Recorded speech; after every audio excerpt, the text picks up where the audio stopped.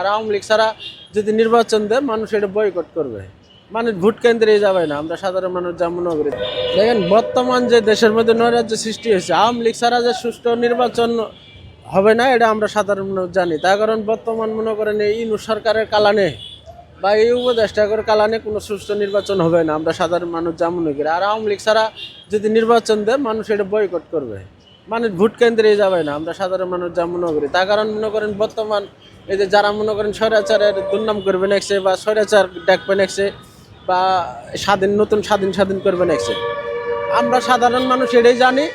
যদি মনে করেন শেখ হাসিনা কালানে যদি খারাপই হয়েছে বা শেখ হাসিনা যদি খারাপ হইতো, তাহলে তোমরা এই 14 মাসে ভালো করে দেখাইতা, যে শেখ হাসিনার চেয়ে আমরা ভালো দেশ চলাছি বা জনগণের শান্তিতে থেছি, জনগণের মুখে হাসি ফুটাইছি। তাহলে সে মানুষ, আমরা সাধারণ মানুষ যারা আছি, আমরা অবশ্যই বলতাম যে না, শেখ হাসিনা খারাপই করে গেছে আর খুব ভালো করে গেছে।